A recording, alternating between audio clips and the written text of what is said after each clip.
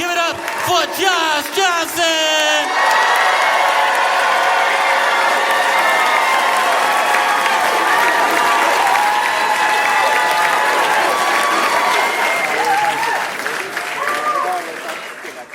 The world has a clear imbalance to it, and people get away with things all the time that they shouldn't be able to. But every once in a while, something really fair happens.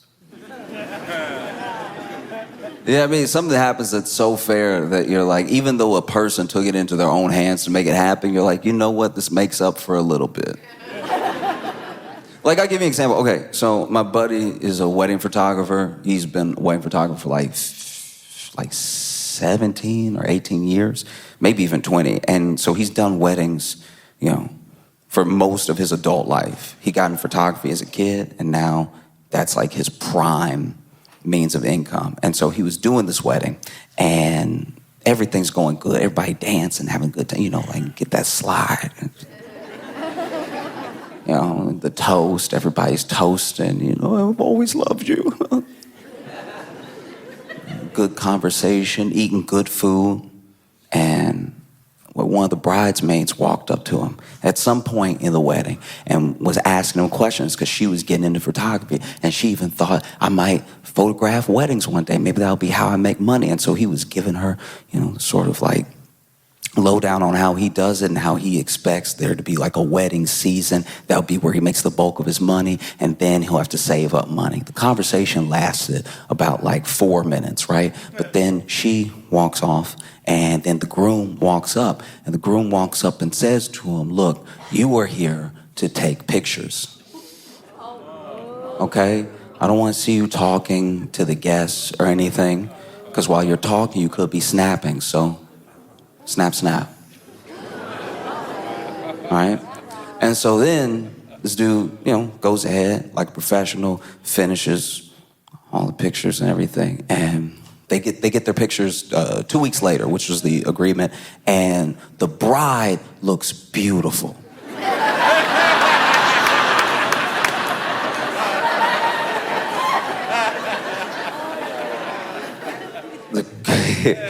The groom, everybody was dancing, but somehow he caught the groom just...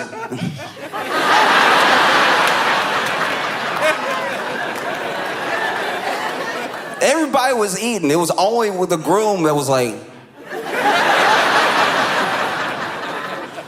Everybody was toasted. It was only the groom that was like... So obviously this dude called him back, furious. He was like, what's wrong with you? I thought you were a good photographer. Are you out of your mind? Why are you taking pictures like this and sending them? My wife looks beautiful. You made me look terrible. And he was like, oh, I just wanted everybody to see what you were like on the inside, you know, from the...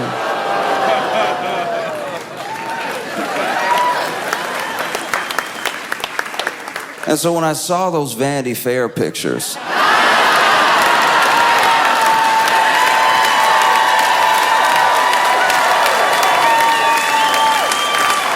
I was so genuinely taken aback.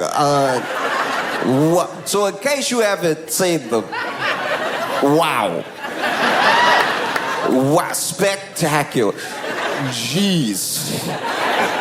In case you have not seen these Vanity Fair pictures, they are so fundamentally wild. Okay, so Susie Wiles did an interview with Vanity Fair, but they did like a whole profile of Trump's cabinet, did all these pictures of Trump's cabinet, right? And the photographer, Christopher Anderson, was taking the pictures, and he's known for taking pictures that are sort of like out of the box in general, you know? Like, you do know what you're getting into when you hire someone like him because you know he's gonna do something unconventional, you know, something fresh, right? And he took a picture. He took a picture of J.D. Vance. It's way too close. It's way too close to his head. It's so close. Oh man. The picture is so close It looked like when you go to take a picture with your phone and you open it and it's accidentally on selfie mode. And then you get insecure. You're like, ooh, ooh.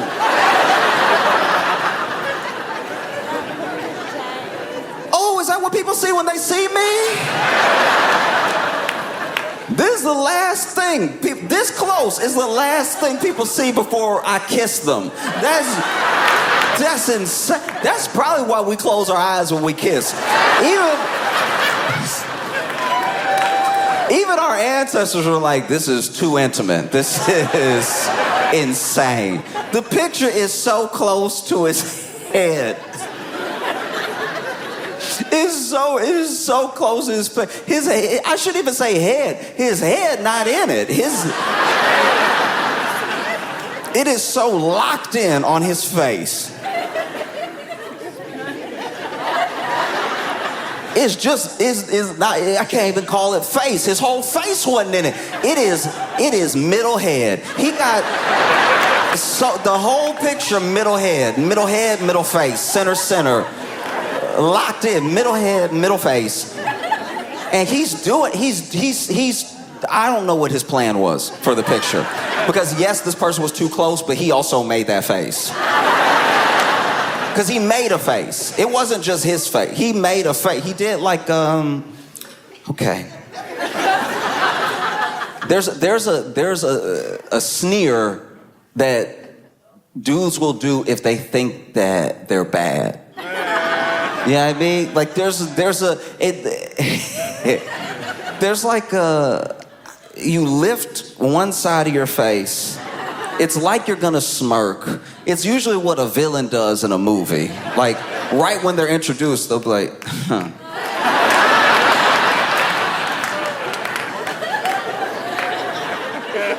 Now, he did overdo it. He did overshoot the sneer, so it's very much like, oh.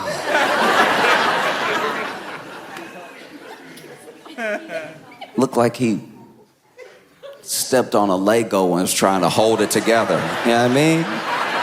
You ever get hurt in front of somebody and you don't want to look hurt, so you just... Okay, I'll give you a good example. All right, one time for 4th of July, I went with some friends to their family's 4th of July. Spent the whole 4th of July with them, right? And they were firing off in the backyard. A bunch of the kids were firing off Roman candles, right? And so then they all... right? Everybody was having a good time. And then this kid fired one off. And then the last one exploded, but it exploded before it got all the way out of the tube. So some of it did explode like on his hand a little bit, right? And everyone saw it. And then, kid is like 12, 13, right? And then there was this other girl at the party who was like 16. And so she turns, because we all heard the pop. And then she turns, she's like, oh my gosh, are you okay? He's 13. She's 16. She's an older woman. She just saw something horrific happen and asked him if he's okay. And he went...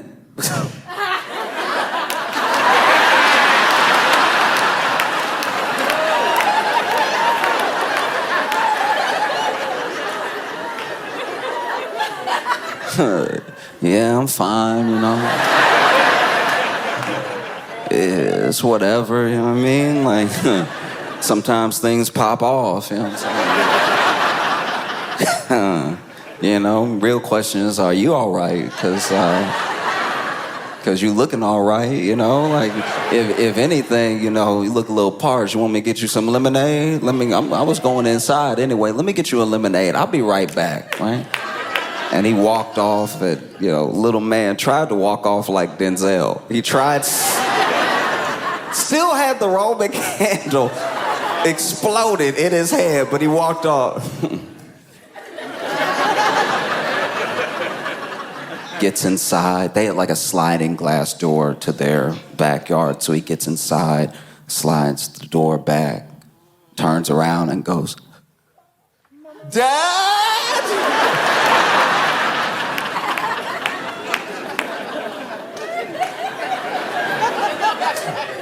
Anyway, J.D. Vance had like a...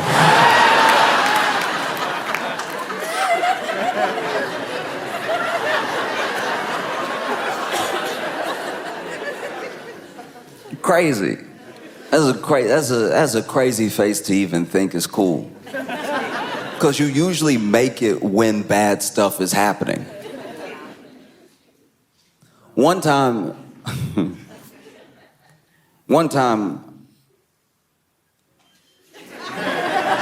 this is vulnerable, I'm sorry, but okay, so one time I went to this fair. It was when I lived in Chicago, and they did like that Taste of Chicago thing.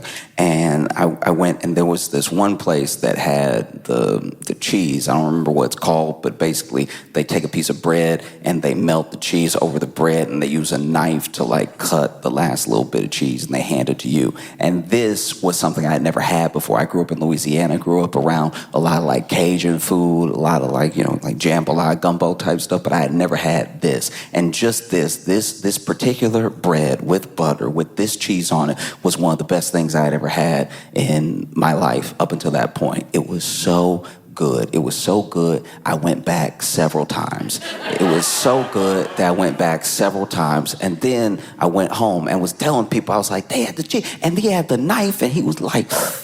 And then, like, you know, and lay it out over the bread and everything. He never spilled a drop of cheese. I was blown away, you know. If he had spilled it, I would have caught it. This was some of the most delicious cheese I've ever had in my life. I didn't know a person could eat this much cheese. I ate it like soup. This was the most cheese I've ever eaten. You know, I usually have cheese if it's like a little single slice on a burger or something like that. This cheese, I could eat all day, which I did, right? And then the next day, I was full of cheese. I was full of cheese the worst way possible. I was so full of cheese. Okay, so not only did the cheese mess me up, because I had nightmares. Because you know how they say don't have dairy before bed and everything? I had eaten so much dairy that it was basically before bed, even though it was hours of... So I had cheese and... Poof. Still remember the dreams, you know. I still remember. It was like two of my bullies from high school, and a boss that this was also what is crazy. This is why I haven't touched that cheese since, because I think it made me see the future. Because it was like two of my bullies from high school and a mean boss that I didn't have yet. I wouldn't have this boss for another year in real life. Like, when I saw him, when I was introduced to him, I was like, huh, because he was from my dream. This cheese took me to another dimension that night. So then it was these two bullies. Then this man over here, right? Hadn't met him yet, but they were all standing around me, and they were like, what do you eat, like, you're not special. And then I woke up, it had been hours. That was the only thing that happened in the dream. I saw three of them, and they were like, you're not special, and it had been 6 hours. So I don't know if it took them 6 hours to say that in the real world, or if they said it, and then I just didn't register anything else for 6 hours. But when I woke up, I was sweating. I was sweating so much, and I was sweating cheese. I was sweating pure cheese. I smelled like my chango had a car accident with Brie, and... turned around in the bed, I was sweating pools of cheese. I sat up, felt like I had a rock in me. Stomach felt heavy and everything. I was like, that was too much cheese. It was too much cheese. I knew it was too much cheese because they almost didn't serve me the last one. The last one they didn't want to give me, but a sale is a sale, you know what I mean? You know? And so then, you know, sweating. I was looking in the mirror. I looked terrible. Just pouring sweat. Looking in my own eyes in the mirror. And then sat down on the toilet and nothing happened. Nothing happened. And not for lack of trying. I even made the face. I was like...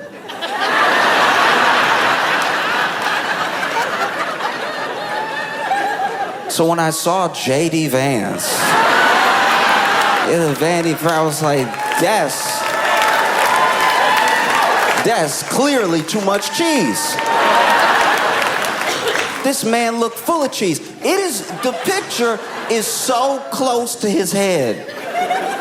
It is crazy. It looked like him, but doesn't look like him. He's got one of the most interesting faces I've ever seen.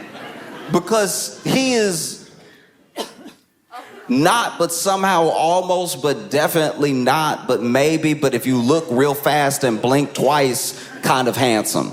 You know what I mean? Like if somebody flashed a picture of his face, you'd be like, I think that was a chin. Like I think whoever you showed me has a chin. And then if you look at him too long, you're like, what are your cheeks doing, all right? What is their function? Are they out or are they in? I can't tell what is happening under that beard. Even his eyes, I'm like, is that eyeliner? Is it eyeliner, or does he just have like a smoky eye naturally? Is that what evil does to a person? You know what I mean? Does he look like...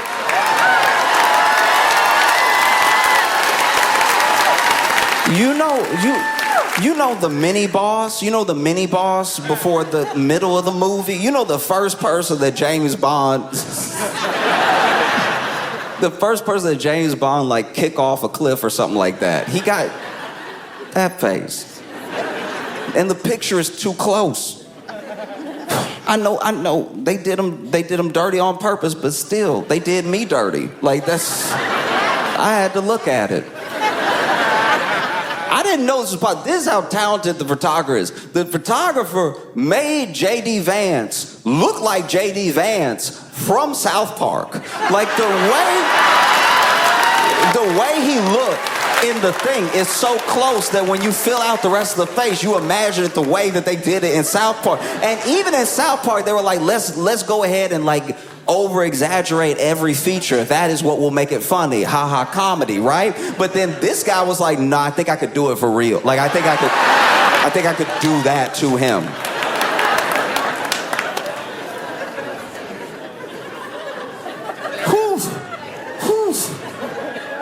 I don't know. If I had a picture of me like that, I think I'd have to start anew. New life, new face. That is crazy. And then they didn't just do the close-ups, you know. Christopher didn't just do the close-ups. He did a bunch of other photos. Took another photo of J.D. Vance. This one was full body, all right?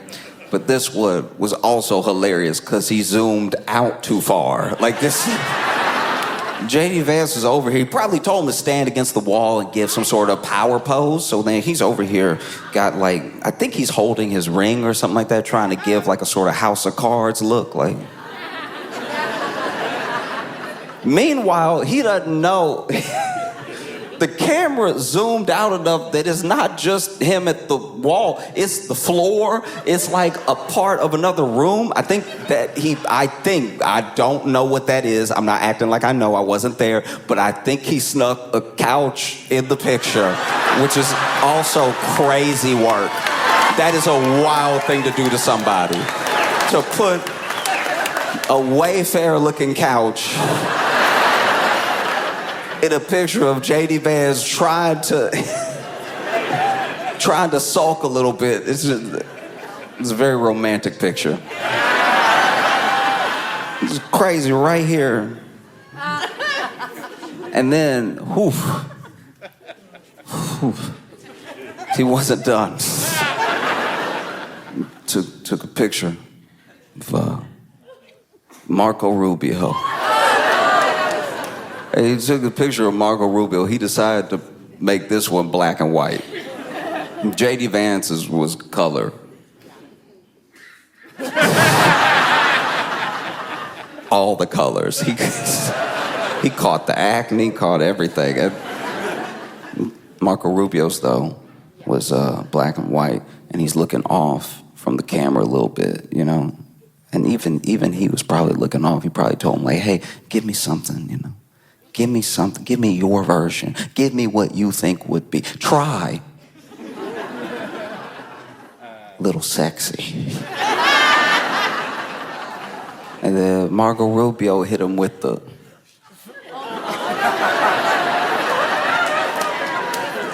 But he did it so close. He took the picture so close that Marco Rubio just looks slapped. Like...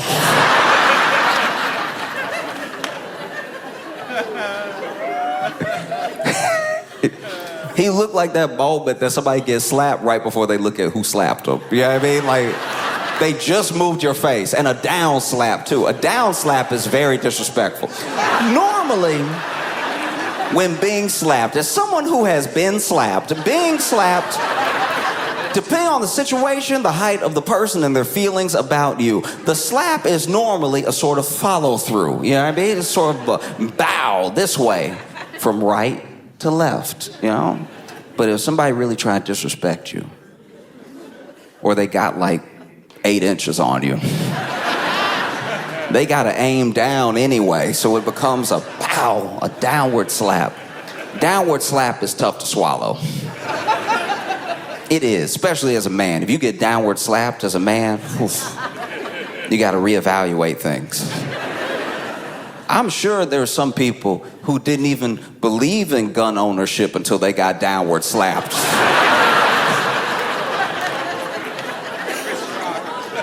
Getting downward slapped will change your life. You know, wow, right? You don't really catch up. Up is too close to an uppercut, but up would be funny. Somebody jump up, pow.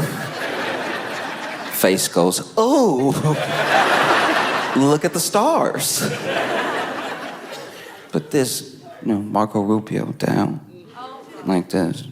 Look like he's sulking a little bit. Like the picture is so close to his head. It looks like you are comforting him.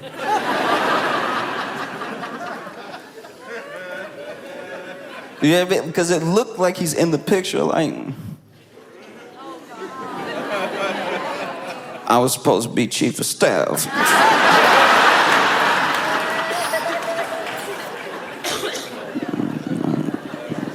He promised. You know when you get mad and you don't know what to do with this, so you just put it in your shoulder? Then promise.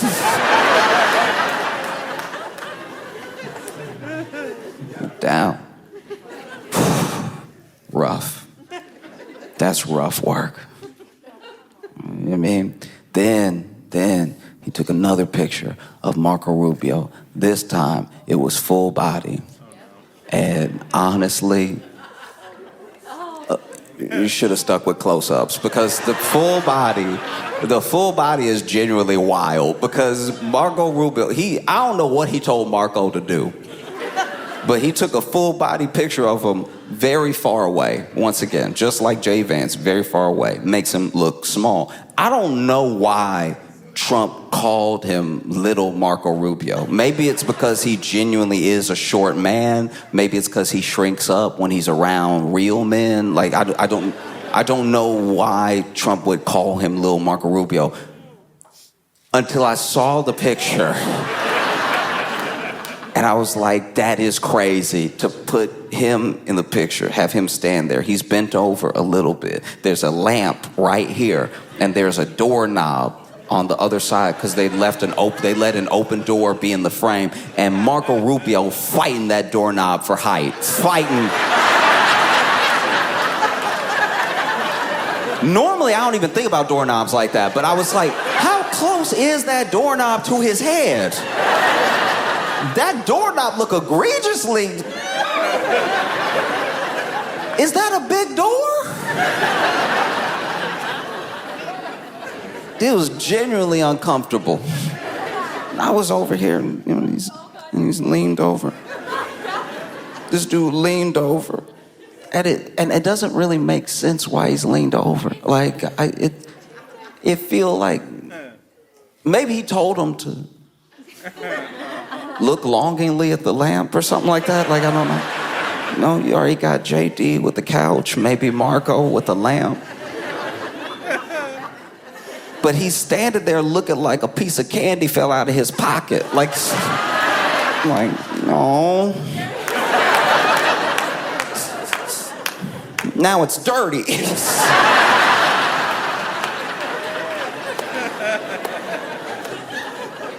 Oof. Oof. Even the picture that they took of all of them together, I'm sure that they thought, there's a thing that happens when you're taking pictures, you know what I mean? Where you are going off of what the person telling you to take the picture, they're telling you to do. So you are assuming whatever they're telling you to do is gonna look good, and that's why they're telling you to do it. I mean, so that they see everybody, you see everybody in the picture. He did one where everybody lined up around a desk, and even that one, he was too far away. So you just see like Stephen Miller on the edge, you see like Caroline Levitt standing up, and I'm sure they thought that this was gonna be like the next cover of the reboot of West Wing. But it just looks terrible. Like they look terrible in it. As a photo, I can't look away. Even with Stephen Miller. A picture of Stephen Miller is already unnecessary. Yeah, I mean, it's almost impossible to look at Stephen Miller and not think of like Megamind, you know what I mean? Like, but this dude got real close to Stephen Miller. Dangerous, right? This dude got real close to Stephen Miller, and not as close as J.D. Vance and the others, right? You can see his whole head. And I don't know if he made him like tilt his head or if Stephen Miller just did that, but he tilts his head. And he did this one in black and white too. He did this one in black and white. You had a bunch of shadow, harsh shadow across his face, really like accentuating like the age in his features and everything, not really able to see his eyes clearly. And this man made Stephen Miller look exactly like an old picture of Joseph Goebbels.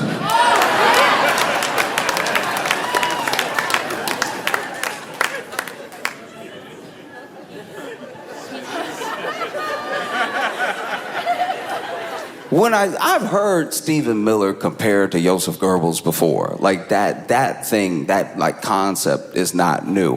What is insane is that Christopher Anderson heard the comparison and he was like, yeah, I could do it. I could do it.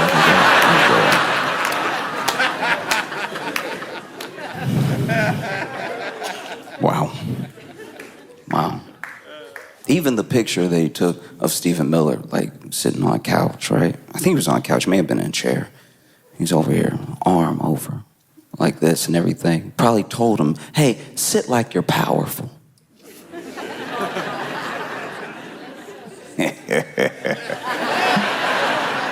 No, sit powerful, sit confident, sit like your wife isn't cheating on you with Elon Musk. You know what I mean?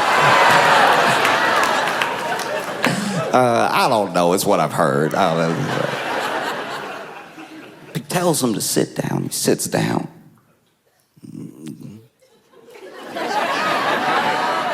And then he's got just a little puff of stomach out here.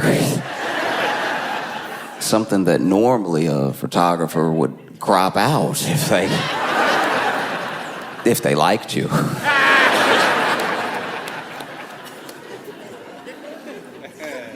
Even Susie Wiles, they took a picture of Susie Wiles, chief of staff, and that one very close. And she took that picture like she knew how close the camera was. Her eyes are very open, wide open. And maybe he got that close because if you just see her, you don't really make this sort of comparison. But like to me, with a picture that close, Susie Wiles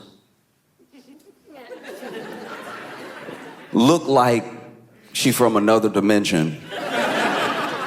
where Martha Stewart never became friends with Snoop Dogg. Like, well, like a dimension where Martha Stewart was as racist as Paula Deen,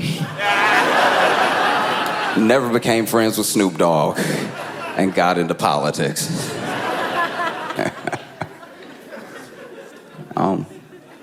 Whole thing was crazy. He even photographed one guy.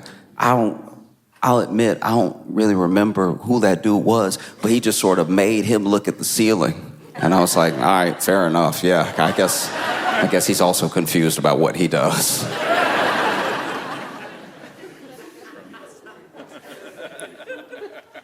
And then he took a picture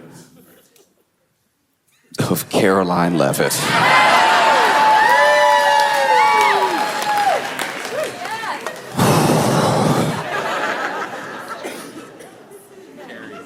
It's very close. Some would say 2. And it just, wow. Wow, it's so close that when I saw it, I was genuinely shocked. And I was like, yeah, that's a statement. That's a statement. I mean, you are the mouthpiece for the government.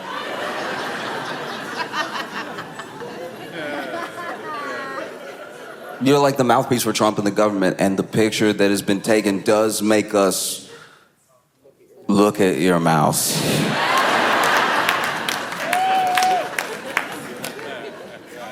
You know what I mean? Usually it's full of lies.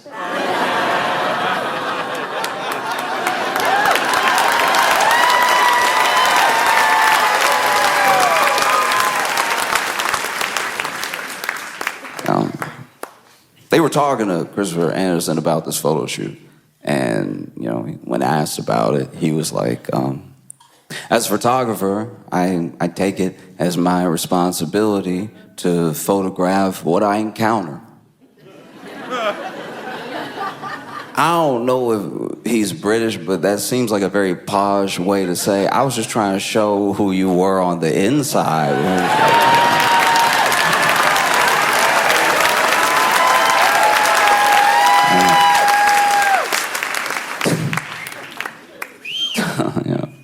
It is funny, though, because that Vanity Fair article, they interviewed Susie Wiles. And as chief of staff, she has a lot of inside information. And she talked to this reporter, Christopher Whipple, for Vanity Fair 11 times. She talked to him 11 times. So it's not just like one interview that she could say is being taken out of context or they didn't use the whole thing. She came back 11 times. 11, wow. 11's a lot. At 11, y'all are like close. And yeah, she was just sort of like airing everybody out. It was crazy. And it wasn't the same way people get aired out after people get fired. Sometimes people get fired and then out of anger, they just try to air everybody out that they worked with, any flaw, anything that they saw, this person's fake, whatever, all this stuff, right? This woman told Vanity Fair everything and then clocked back in. That is a pimp move if I ever saw one. That's probably one of the most powerful moves I've seen in Trump's administration. I'm gonna tell everybody, and I dare you to fire me. I dare you to fire me. I'm the only one people like, apparently. That is crazy. She said that Trump had the personality of an alcoholic. It's like, okay. Like, that's not anything that we didn't know. She didn't say he drank. She said he had the personality of an alcoholic. And if you've ever heard Trump tell a story,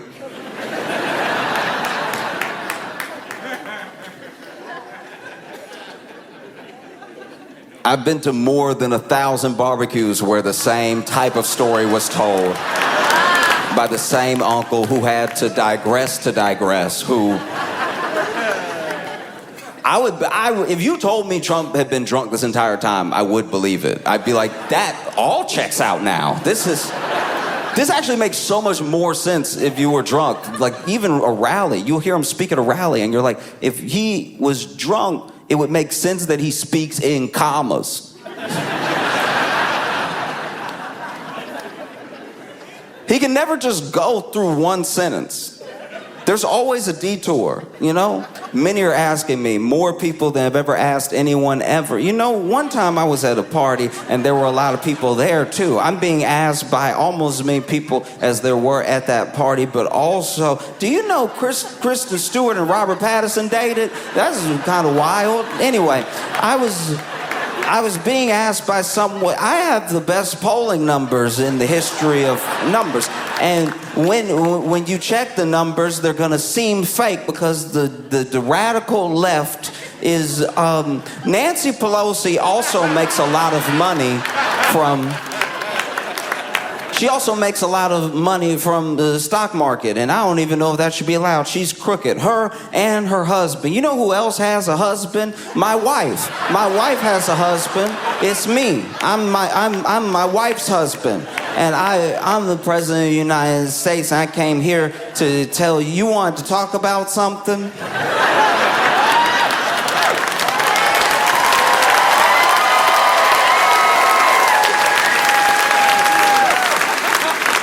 The closest thing I can describe, like, Susie Wiles' Vanity Fair thing to is, when I was in college, I would go to this fast food restaurant that was near the campus. I won't say which one, but I would go there, and I would go there just to hang out with one of the cashiers because she was amazing. She always was ready to tell you everybody's business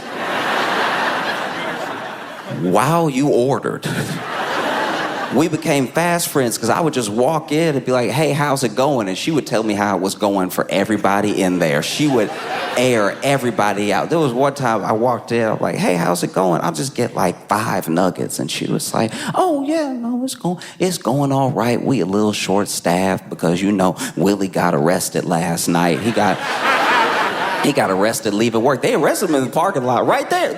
No, it's right that spot, like where the Subaru is. They arrested him right there, you know. And they were like, get on the ground and everything. They tried to handcuff him, and you know, I don't know. I don't like to take joy in people's downfalls, but Willie and I dated, and he did me wrong. You know what I mean? Like so it's a beautiful thing to watch your ex get arrested. I would recommend it for everybody. It's just something special about watching your ex get arrested and being all, get off me. You know what I mean? And you know, Willie little, so he trying to put up a fight, but it's not much of a fight. He just sort of like bouncing around in the cop's arm and get off me. And then they tried to cuff him, and it was tough because they you know, they had to click, click, click, click, click, click, click, click, click, click, click, click, click, click, click, click, click. They had to get that last one, click, click, click, because you know, he got the wrist of a bird. Like he's just like, it's like trying to arrest Tweety Bird. You gotta click it all the way. And then one of them slipped off, and they thought that was him. He was like, no, you gotta click it all the way, because he'd been arrested before. Yeah. So then they put him in the car and drove off. So, you know, he's not here on fries, but I'm having a great day. I'm doing wonderful. Yes.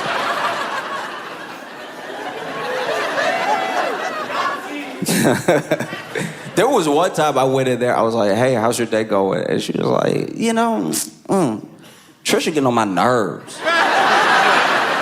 Now, admittedly, I only knew her, so I didn't know what Trisha was supposed to mean. She's like, Trisha getting on my nerves, you know what I mean? Like, she over here acting like she can't handle the drive-thru because she pregnant. I'm not even kidding, because she pregnant. We all pregnant, Trisha.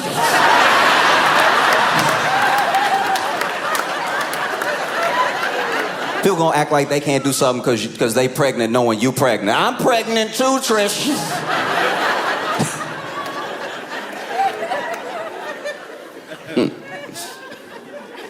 I mean, you know, it's just handing people stuff. All you gotta do, take a credit card and go ahead and hand it back. That's all we asking you to do, you know? But she over here, ooh, my back, ooh, my stomach. It's in your stomach, stupid. Your stomach gonna hurt, okay? You know what I mean? Because she want to act like she was a good employee before. She been bad, but now she just pregnant. You know what I mean? So then she... Anyway, what did you want?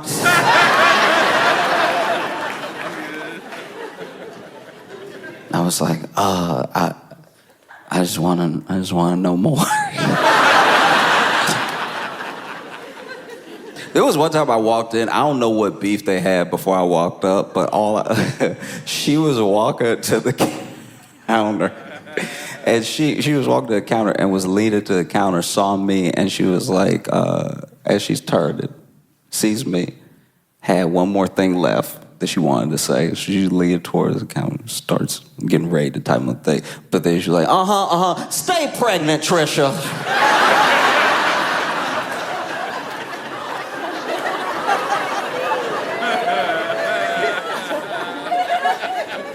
I've never heard stay pregnant in my life. But I don't know if I'll ever forget it. Just would air everybody out. So when I was reading this Vanity Fair article and I was reading what Susie was saying, I was like, all right, I've been here before. Basically coming off like she thinks that J.D. Vance doesn't believe in much, how against Trump he was, and then all the way to becoming his vice president and everything. She even said some of the things that we knew but hadn't been said. You know, like they brought up Letitia James. They talked about Venezuela, and she said what we've all sort of been knowing. You know, Letitia James. Oh, that's just sort of a retribution campaign. You know, really got nothing to do with any illegal activity. Oh, Venezuela. You know, that's really just for regime change and for oil. And like I guess she's in a place where she can be honest about stuff sometimes. She's not the one that has to go speak in front of the nation. That's Caroline Leavitt. It's Caroline Leavitt that has to go out there now in light of us knowing everything we know from the Vanity Fair article and then ask like, hey, so we're blowing up boats and we're claiming it's because of narco-terrorism when really it seems like we're just trying to bomb Maduro into submission so we can get some sort of regime change and also get their oil. Is this really just for oil? Is it really just attack on another country's sovereignty? And Caroline Leavitt got to stand there and be like,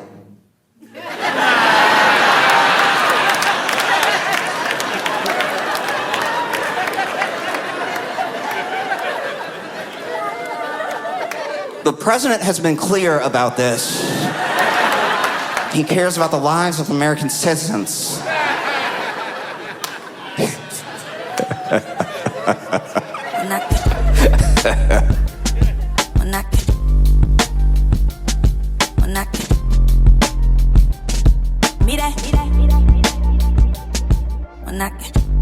You seen your headline on The Daily Show. You see them all over YouTube. I want you to put your hands together. Put your hands together. Put your hands together. Give it up for Josh Johnson.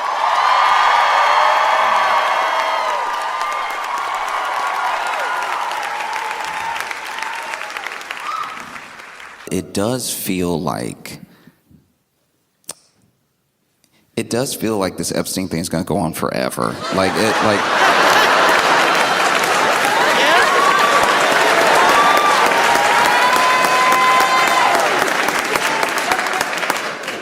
Because, okay,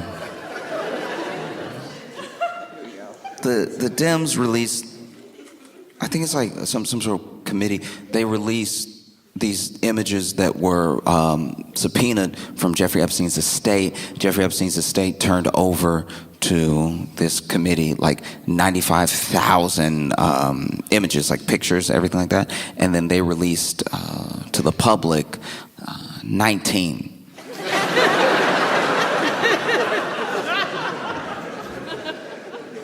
Which seems maybe only one person's working today or something. Like maybe there's like a thumb in most of the shots on the rest of the pictures.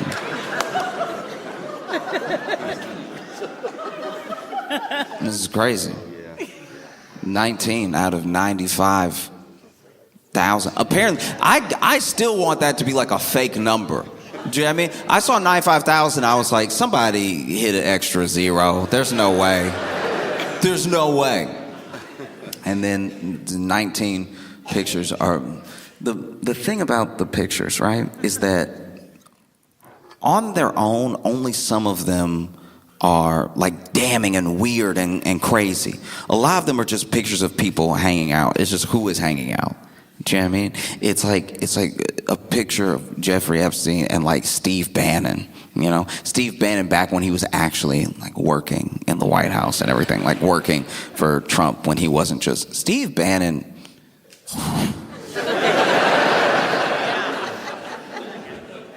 Sometimes you look at somebody.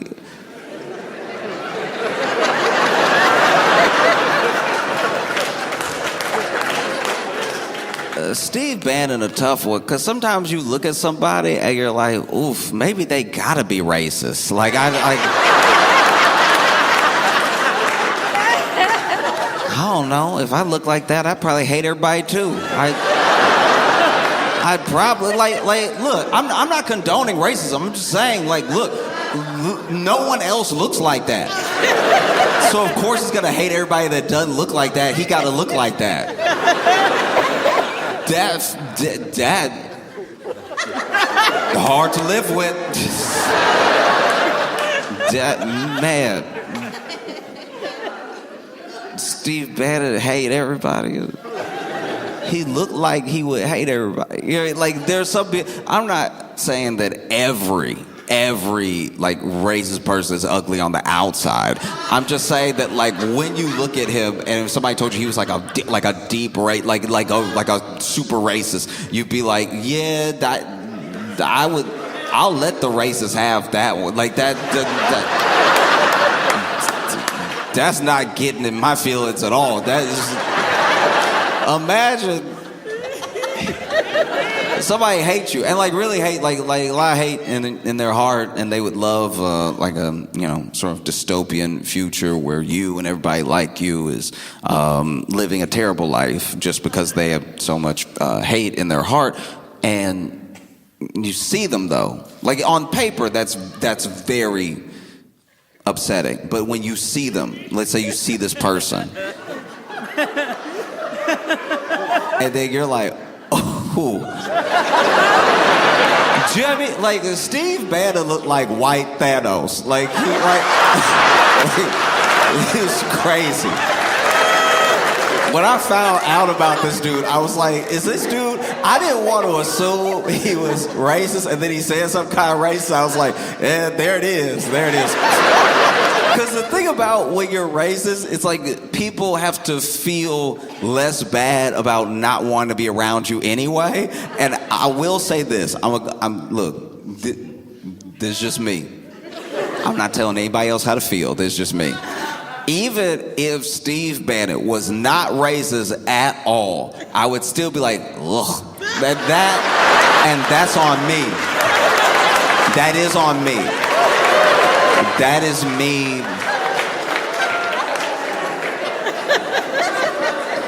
You know what I mean? Like sometimes you judge a book by its cover and you're right because the book is like made of skin. Like, remember the book from Hocus Pocus? Steve Bannon made of the same leather binding as why he always look wet? This man, you know what I mean? He looked like if Sweat woke up and started walking and talking and being racist. Like, it's just, man. You look at Steve Bannon and you're like, no wonder the Klan wore sheets. Like, there's people that you see sometimes and you're just like, woof, wooga, booga, ooga. And Steve, I said all that to say Steve Bannon is in pictures with Jeffrey Epstein. It's like, that's also not good. Because it's not like you could convince anyone you were anyone else. Do you know what I mean? There are people in the Trump administration that look like other people. Yeah. You know what I mean? Yeah. Like Sean Duffy to me looks like every coach I've ever seen every like youth sports coach, I'm just like, yeah, maybe. If you told me he was like Secretary of Transportation or like the head coach of the youth volleyball league, I'd be like, both of those track for me. So if Sean Duffy was in a picture, you'd be like, is that Sean Duffy? Because that could be somebody else. But nobody else looked like Steve Bannon. So as soon as I saw Steve Bannon, I was like, oh, Steve Bannon. Jeffrey Epstein let Steve Bannon get real close to him. I knew he was a freak. I didn't know, wow.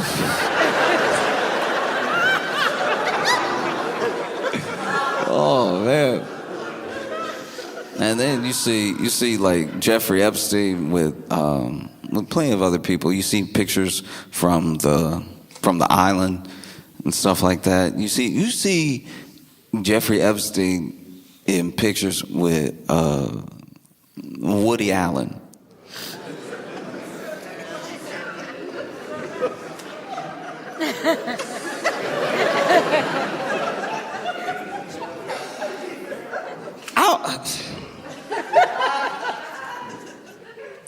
This is very weird. It's not weird as if I saw that picture. It's like, not Woody. I'm saying.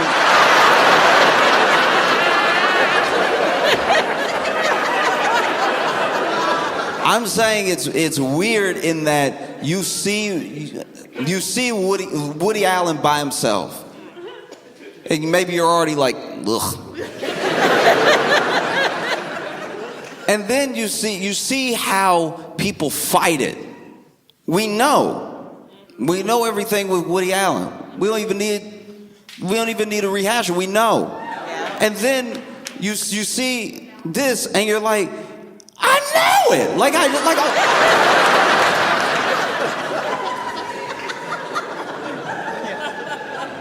it. Seeing Woody Allen with Jeffrey Epstein would be like. It would be like if OJ's glove slipped on perfectly. Like, oh, yeah.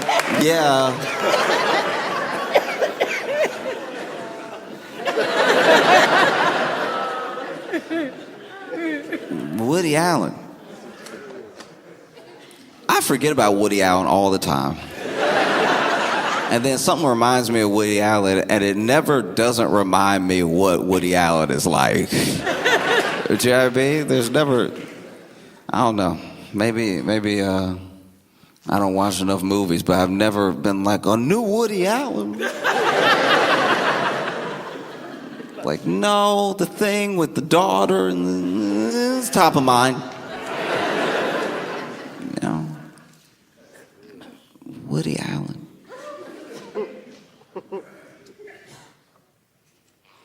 What would they have to talk about? Like, and then there's a picture of I think it was like Bill Clinton and Ghislaine Maxwell together, like a group picture and everything. Hillary not there. Hillary not the man. Every time Bill not with Hillary, he get in trouble.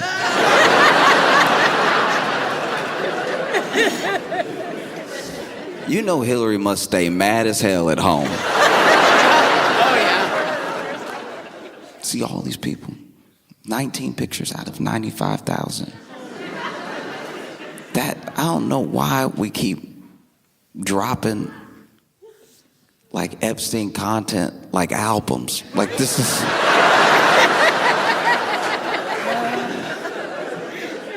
Oof. No, this is bad. I don't even know what to do with this, Jabby, because it's like, you see a picture of Trump and all the people whose faces they're like blacking out and everything, and you're like, okay, what's that? What is that? That never looks good. That never looks good. If I take a picture with some people and they blacked out everybody's face but mine.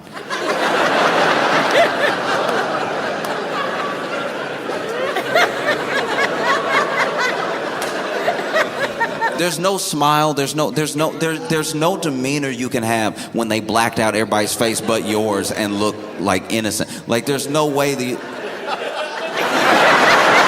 it's not happening. If I take a picture with people and they black out everybody's face but mine, either I did something or they did something. You know what I mean? There's no, like, even if you look happy, blacked out everybody's face, but then you.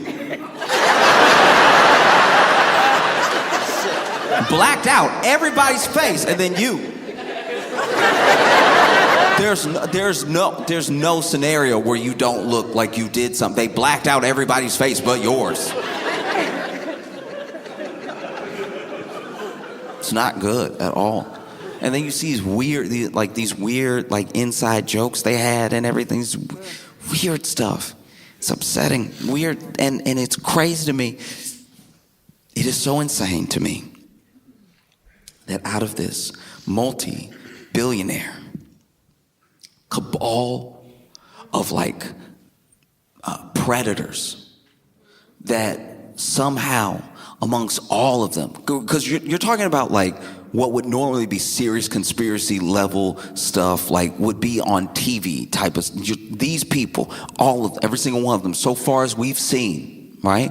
All of us, whether you've only delved in it a little bit and you've just seen what was on TV reported on the news, or whether you dug deep yourself and you've researched a bunch of all the people involved and everything, it is insane that out of all of these people, billionaires the world over, right, having ties to each other that are just through Epstein, don't make any sense, that somehow all of these people, every single one of them, does not know how to draw anything. They cannot draw at all. It's terrifying how the drawings they do aren't even motor skills. I don't know what I'm looking at half the time. Even that thing that Trump supposedly drew, but then they're like, we have proof he drew, but I don't even know. I don't even know. I really don't know. I assume he drew it, but I don't know if they finally said, because he said he didn't draw it. But then when you see the drawing, you're like, he drew it. That looked like it looked like something he would draw, because it's the way it doesn't look like a person. It's I would like to think that not only did Donald Trump draw that, but that is how he sees people. It would make more sense for the country if Donald Trump only saw things in cartoons. That would be pretty good. If you went inside his head and it was oh, everything looked like Dilbert. This is crazy. Because doesn't he seem like an Adventure Time type president? Him looking around, people are like, this is serious. And he's like, I don't know. He looked like a dragon. I mean, it's sir, that's Steve Bannon.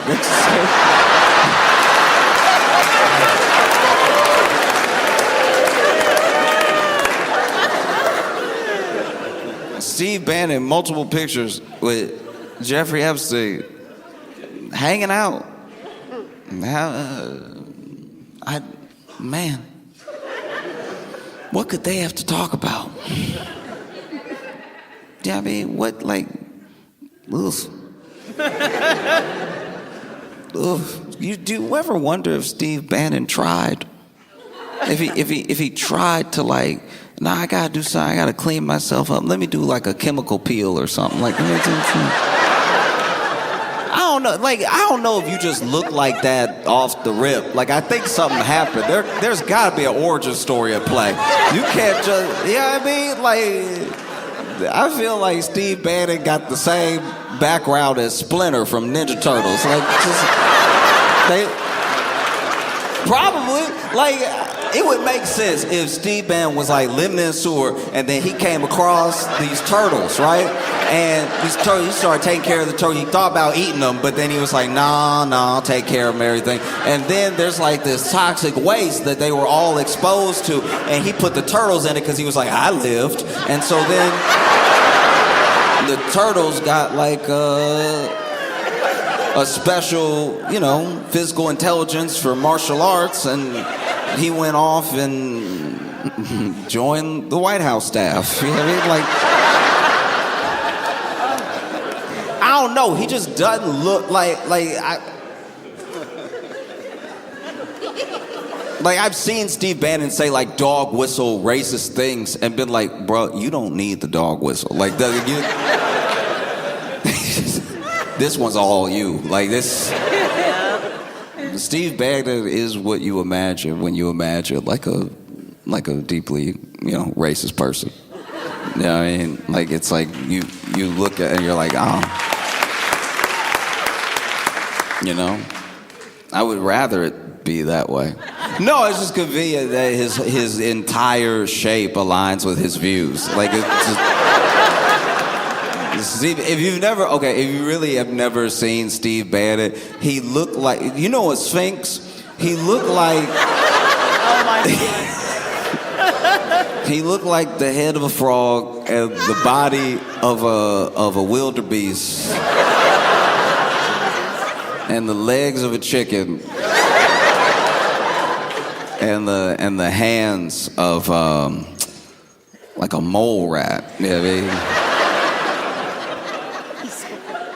I feel like I don't know, Steve Bannon just seemed like he bite ice cream. You know those people? You know those people who can't even enjoy a treat without being a psycho? You know what I'm talking about? Like, Steve Bannon looked like he bite an ice cream cone in the face. Like, he just attack it.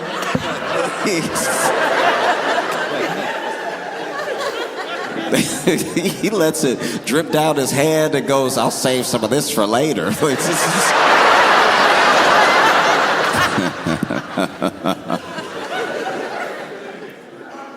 It is crazy how you will be doing your best to get your life together as best as you can. And it is unfair that anybody can make you their emergency contact.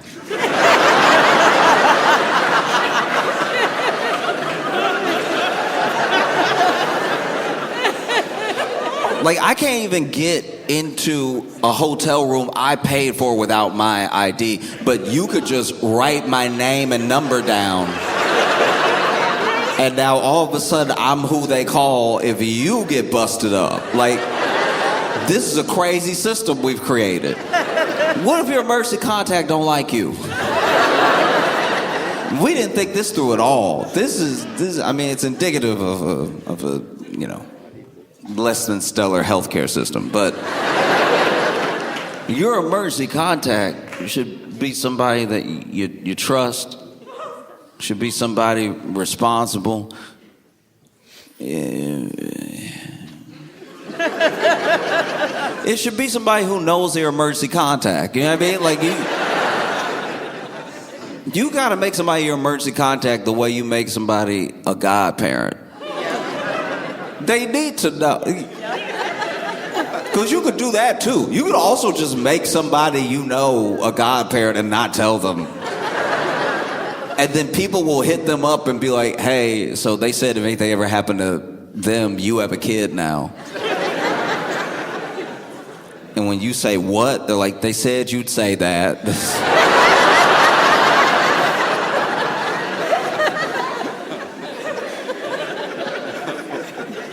What? In what world? I was made the emergency contact for a friend one time, and I was like, I don't know what he expects me to do with this. Like, they called me and they were like, hey, you're his emergency contact. I'm like, all right, what was the emergency? And he skateboarded off a roof.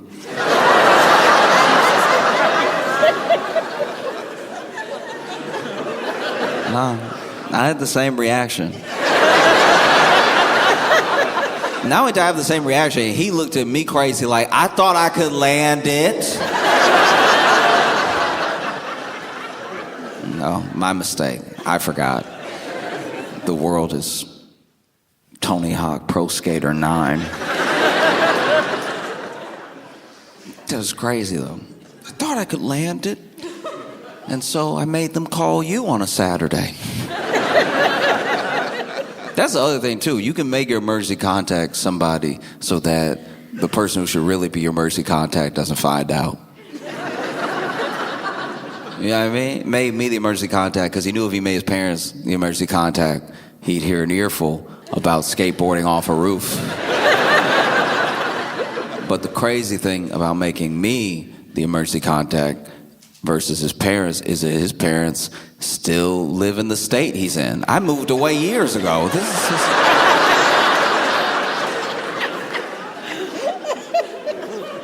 I don't even drive. What do you expect me to do for you? Do you know what I mean? Like, you would be better off just telling me to put you on the prayer list or something.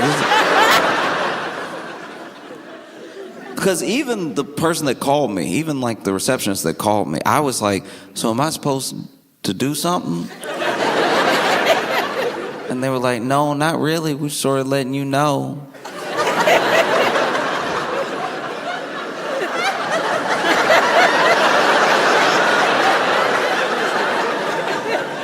I was like, wait. So you called me. He's alive, right? Like, he's alive? And like, yeah, I mean, probably gonna be discharged in a couple days. I was like, oh, okay. Is anything broken? I'm like, yeah, his leg. I was like, oh, okay, so not his hands or his mouth.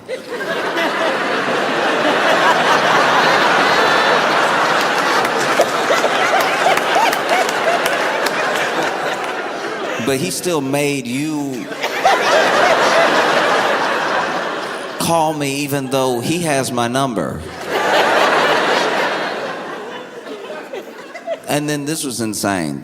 I'm on the phone with this person at the hospital, right? I said what I just said. I said what I said to her, what I just said to you. And then she went, oh, yeah.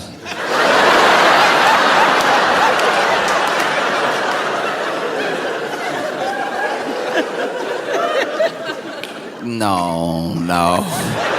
You work at the hospital. I cannot be blowing your mind right now.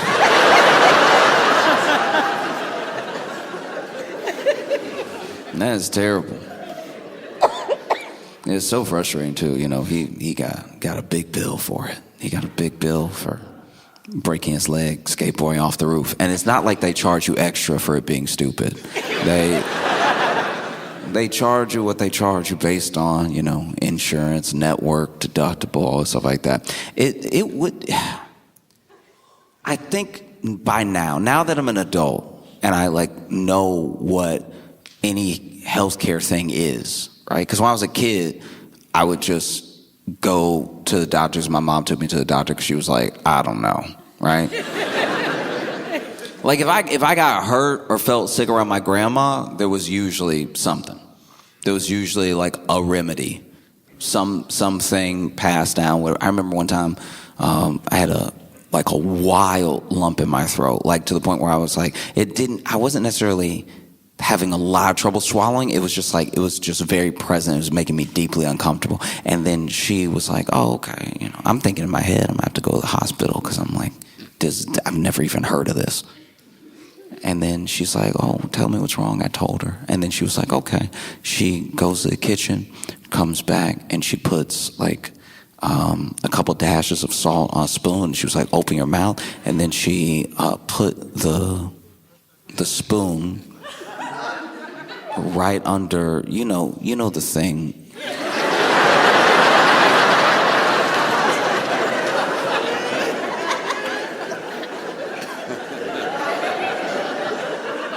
And so she put it on there, and I was like,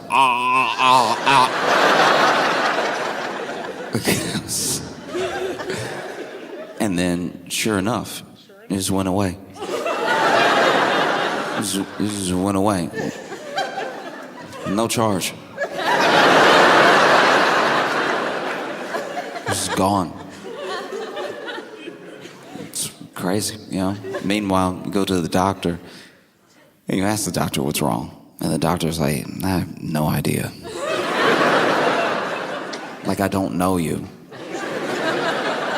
We just met and you just told me what's wrong. Why would I know? Do you think I'm magic? Why would I know what was wrong? I have no idea what's wrong. I'll run some tests so I can find out, which is logical. That does make sense. That does sound like science. I don't know, so let's run some tests so we can find out. All right, we're all human. We can't all just guess and be right. How much will the test cost? I don't know. Why would I know that? It's a test, and it's a test for you, which is gonna cost different from everybody else. Don't you know that?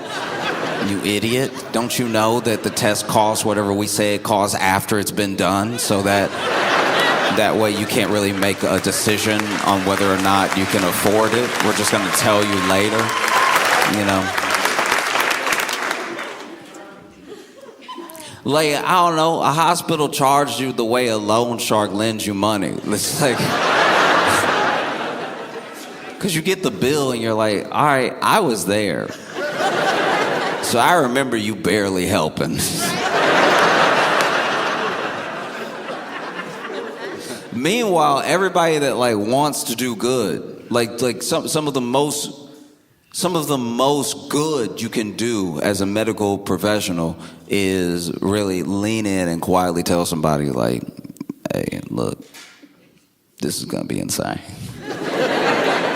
Just so you know, this is gonna be, this is too much.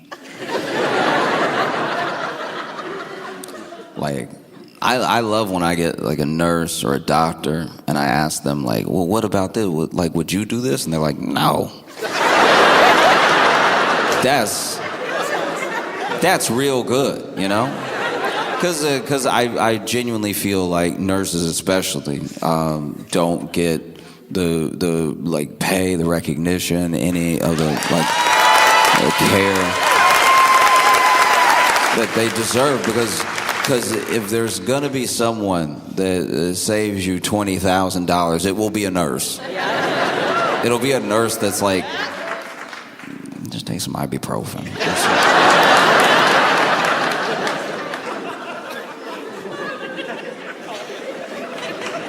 You know? Or like, sometimes you end up in a bad situation because you get charged this insane amount in this incredibly frustrating way, whether you got good care or not. That's devastating. Imagine you have to pay all this money, still don't even know what's wrong. It's crazy. Because then I've been in situations where I was at the doctor and I was like, this is bad. I can tell this is bad. And not bad as in my health, bad as in like, I don't think he a good doctor. Like I could like, I'm not saying this is a medical profession. I'm saying like some of it's presentation. If you're a doctor, I don't want to hear really think about what you're gonna say before you say it, and don't hit me with the uhs and ums when you're telling me something, because I'm asking you, I don't know. So if you're like, it might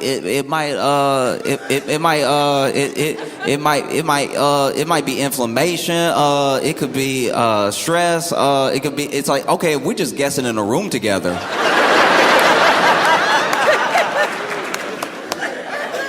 If we just guessing in a room together, then I can go ahead and go, because I'm gonna get charged like you said what it was. No, it's crazy. It does not have to be like this. It doesn't have to be like this at all. And because you go to any other country and it's different. I'm not even saying it's always better, but it's different. They're like, oh yeah, we do it a different way where you don't die. You know what I mean? We do it this different way where like, yeah, technically our healthcare is expensive because you have been, taxed to the point where it's already all in the social safety net, and the safety net catches you. It's the whole point of the net. And then when you come here, you don't have to worry about an arm or a leg in payment when we don't know, because we won't know here either. you know what I mean? You go to the doctor in France, and like, don't get me wrong, I'm not saying that some of these places with universal healthcare don't have incredibly long lines or don't have their own like system failings, but I'm just saying a start is a start, you know? And sometimes you go to these places and you'll be like, oh, okay, the line is what y'all are complaining about. The line? All right. The line. Because we have a line. We also sit in the line for long to not know. That's one of my favorites is like how ambulances can be out of network. That's you can tell the devil came up with that. That's the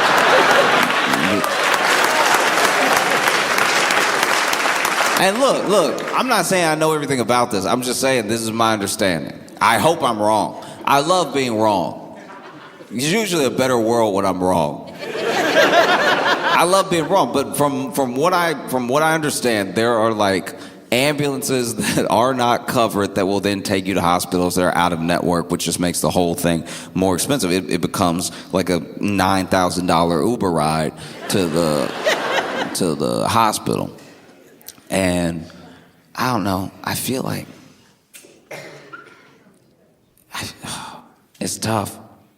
It's tough because it's like, how are you gonna tell them? Like, let's say you hurt yourself. Let's say you get hurt and maybe you're even like knocked out or something. So then somebody calls an ambulance. It's scary. You don't want just to witness somebody dying right in front of you. So you call an ambulance. The ambulance comes and picks this person up, takes them to the closest hospital and everything. And you were unconscious. So you couldn't tell them, I'm not getting in the ambulance. I'll walk. I will walk and die before I get in there. Because then every time the wheel turned, that's like $200. And then you got the nerve to try parallel park at the hospital. Get some extra turns in. No. But you couldn't do that. You couldn't protest that you didn't want to get in this ambulance, that you didn't want to go to this hospital, it's out of network. Maybe you even knew that, right? And you couldn't stop it from happening because you were knocked out because you skateboarded off a roof like an idiot.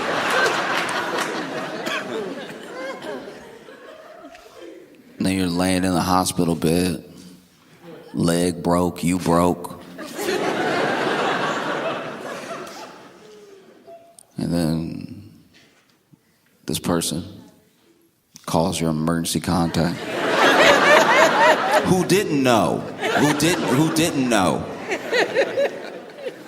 And then they pick up, thinking it's a scam call, so they were admittedly a little rude when they picked up the phone. Because I do not like when people call me and ask me if it's me. You called me.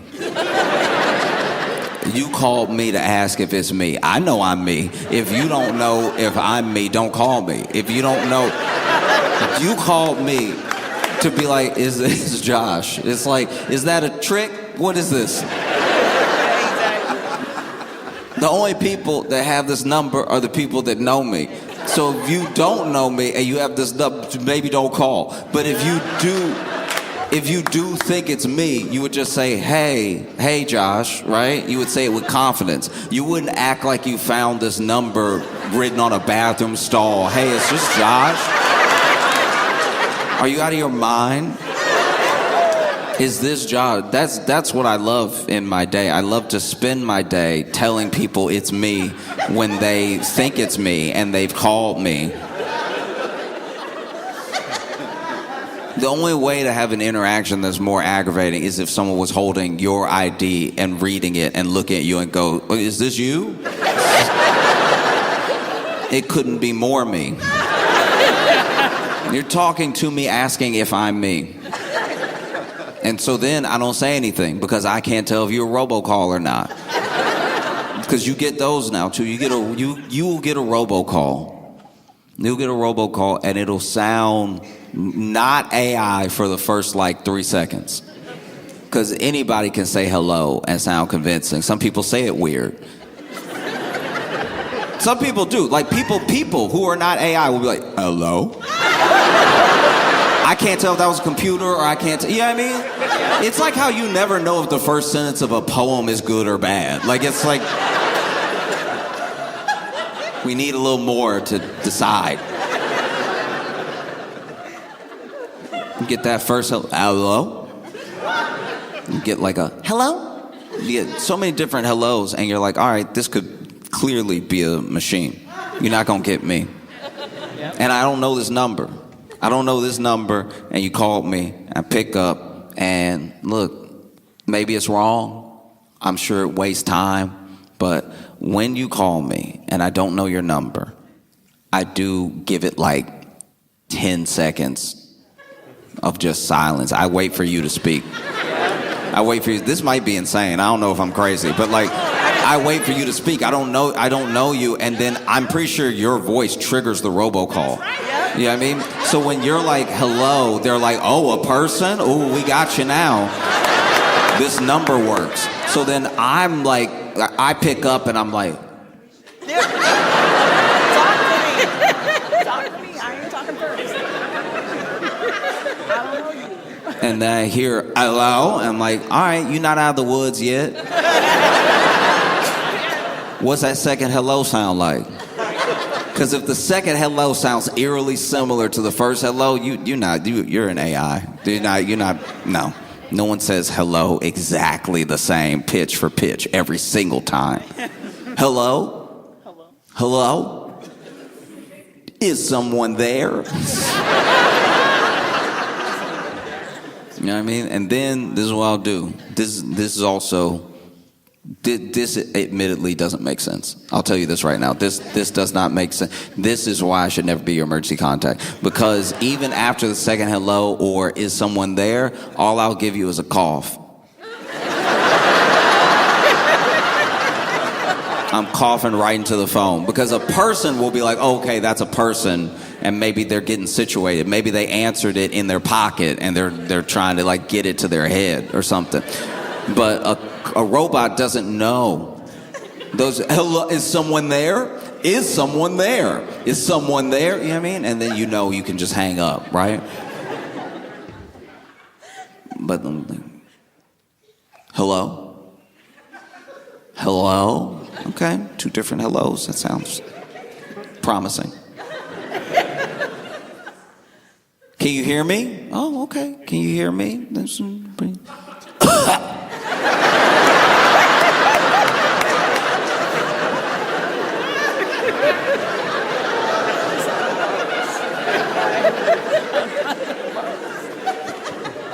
You all right? Oh, okay. All right. Okay.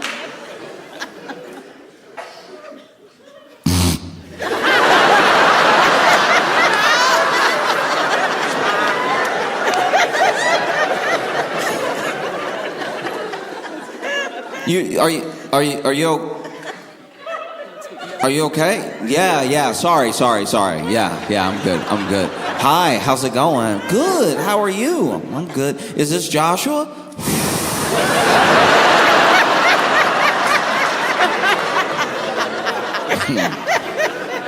I know you don't know me, but you're already trying my patience.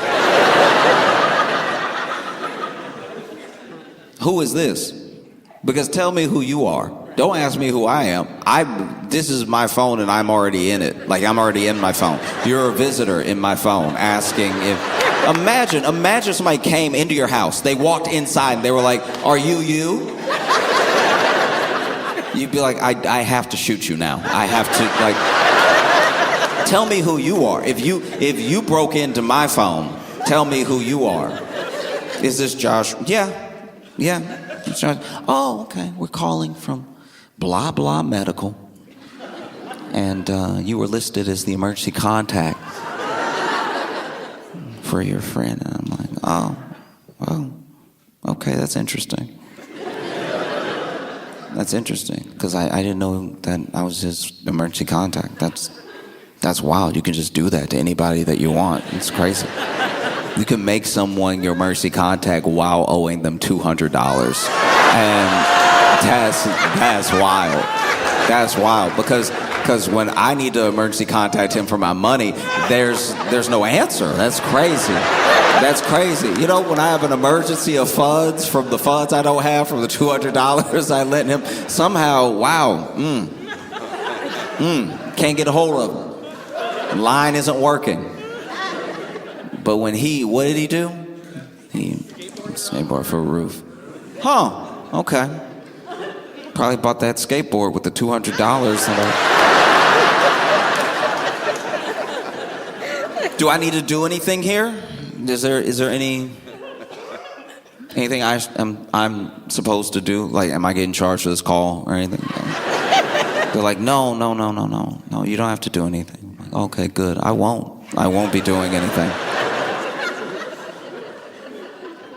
Because I just want you to know something about your patient, that he is a coward, all right? Because he has my number, but he knows that if he calls me, I'll ask him why the last text message I sent him about the $200 was left on red. And so he had you call me like I would forget. Why don't you call his parents? They live in the state. They could come pick him up or anything. And then I don't know what's like protocol or anything. I feel like because I do my best in real time to have like a real interaction with a person, like people are so used to pleasantries on the phone, especially like in a professional setting, like nurses, doctors, everything like that. I think that because of my general demeanor, or maybe the fact that I seem like I could hang up at any moment, or maybe she was as sick of my friend as I am. I don't even think she was supposed to tell me this, but she was like, oh yeah, because I asked, well, why don't you call his parents? I can give you their number. They're not even my emergency contact, and I can give you their number. They would be more interested in this whole ordeal. You know what I mean? And then she tells me, she's like, no, they're here. It was their roof that he skateboarded off of.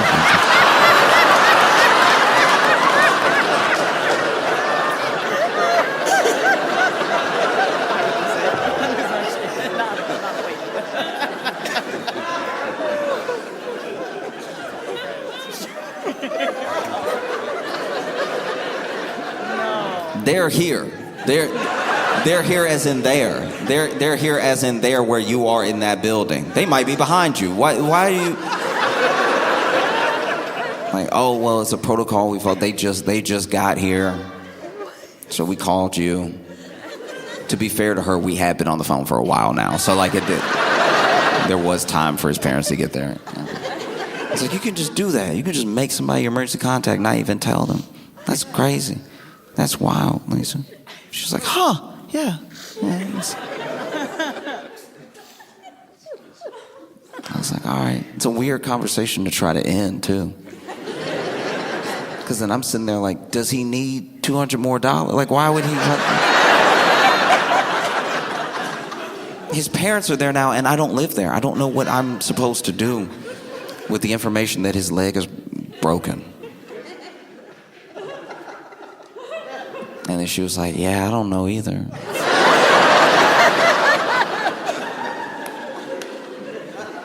I told her, I was like, I hope you have a good day.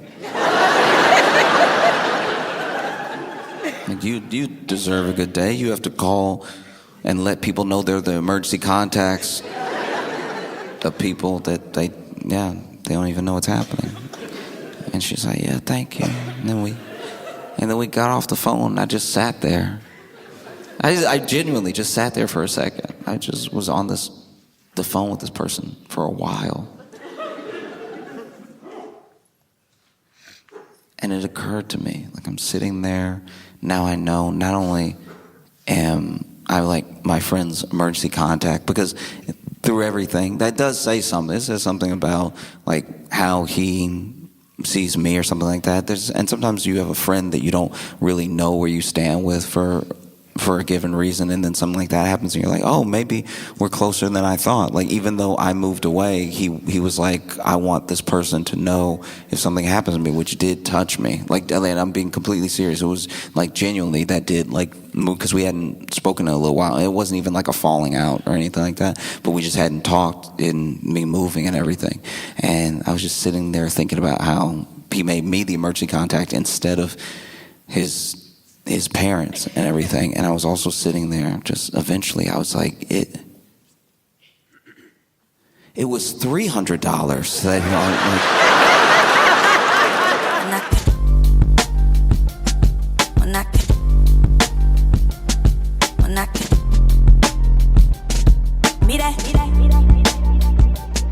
When I